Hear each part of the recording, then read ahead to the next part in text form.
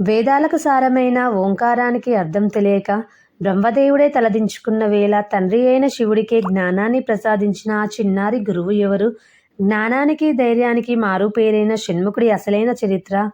మీ జాతకంలోని కుజదోషాలను కష్టాలను తొలగించే సుబ్రహ్మణ్య స్వామి అద్భుత లీలలు వింటే మీరు ఆశ్చర్యపోతారు.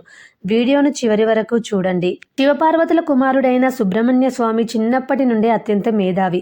ఒకరోజు సృష్టికర్త అయిన బ్రహ్మదేవుడు కైలాసానికి వచ్చాడు. ఆటలాడుకుంటున్న బాలసుబ్రహ్మణ్యుడు బ్రహ్మదేవుడిని ఆపి, అయ్యా, మీరు సృష్టి చేస్తారు కదా, అసలు ఓంకారానికి అర్థం ఏమిటో మీకు తెలుసా అని ప్రశ్నించాడు. బ్రహ్మదేవుడు అహంకారంతో ఓం అంటే వేదాల ఆరంభం అని పైపైన సమాధానం చెప్పాడు. కానీ సుబ్రహ్మణ్యుడు సంతృప్తి చెందలేదు. లోతైన అర్థం చెప్పండి అని నిలదీశాడు. బ్రహ్మదేవుడు సమాధానం చెప్పలేక నీళ్లు నమిలాడు.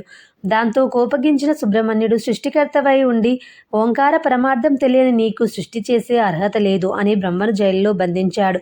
ఈ విషయం శివుడికి తెలిసింది. శివుడు సుబ్రహ్మణ్యుడి దగ్గరికి వచ్చి, నాయనా, బ్రహ్మను వదిలిపెట్టు, ఒకవేళ నీకు ఆ అర్థం తెలిస్తే నాకు చెప్పు అన్నాడు. అప్పుడు చిన్నారి సుబ్రహ్మణ్యుడు నవ్వుతూ, తండ్రి, అర్థం కావాలంటే అడిగే పద్ధతిలో అడగాలి. నేను గురువును, మీరు శిష్యుడిలా వినాలి అన్నాడు. పరమశివుడు మురిసిపోయి కొడుకును ఎత్తుకుని తన ఒడిలో కూర్చోబెట్టుకున్నాడు. సుబ్రహ్మణ్యుడు తండ్రి చెవులు అత్యంత రహస్యమైన ఓంకార అర్థాన్ని వివరించాడు. అందుకే స్వామిని స్వామినాథుడు, శివుడికే నాథుడు, గురువు అని పిలుస్తారు. శివుడికి ప్రణవ మంత్రం అర్థం చెప్పిన తర్వాత కుమారస్వామి కేవలం జ్ఞానిగానే కాకుండా యుద్ధవీరుడిగా తన పరాక్రమాన్ని ఎలా చాటుకున్నాడో ఈ భాగంలో చూద్దాం. తారకాసురుడు అనే రాక్షసుడు బ్రహ్మదేవుడి నుండి ఒక వింతైన వరం పొందాడు. శివుడి తేజస్సు నుండి పుట్టిన బాలుడి చేతిలో తప్ప తనకు మరణం ఉండకూడదని కోరుకున్నాడు. శివుడు తపస్సులో ఉన్నాడు కాబట్టి తనకు మరణం లేదని తారకాసురుడు గర్వంతో లోకాలను హింసించాడు. అప్పుడు శివుడు 3వ కన్ను నుండి 6 అగ్నిజ్వాలలు వెలువడ్డాయి. అగ్నిదేవుడు ఆ తేజాన్ని గంగానదిలో విడిచిపెట్టాడు. ఆ జ్వాలలు 6 తామర పువ్వుల మీద పడి 6 బాలురులుగా మారారు. పార్వతీదేవి ఆ 6గురిని ఒక్కసారిగా కౌగలించుకోగా 6 కలిసి 6 ముఖాలు ఉన్న ఒకే బాలుడిగా మారారు. అందుకే స్వామిని కార్తికేయుడు అని కూడా పిలుస్తారు.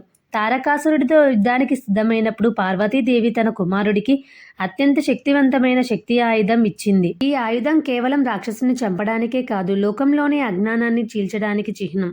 యుద్ధంలో తారకాసురుడు మాయా రూపాలు ధరించి భయపెట్టాలని చూశాడు. కానీ సుబ్రహ్మణ్యుడు తన జ్ఞాననేత్రంతో రాక్షసుడి అసలు రూపాన్ని గుర్తించి శక్తి ఆయుధాన్ని ప్రయోగించి అతన్ని సంవరించాడు. మరొక రాక్షసుడు శూరపద్ముడు తన తప్పు తెలుసుకుని శరణు కోరగా కరుణామయుడైన సుబ్రహ్మణ్యుడు అతడిని చంపకుండా తన శక్తితో 2గా చీల్చాడు. ఒక భాగం నెమలిగా మారి స్వామికి వాహనమైంది. మరొక భాగం కోడిగా మారి స్వామి ధ్వజం మీద స్థానం సంపాదించుకుంది.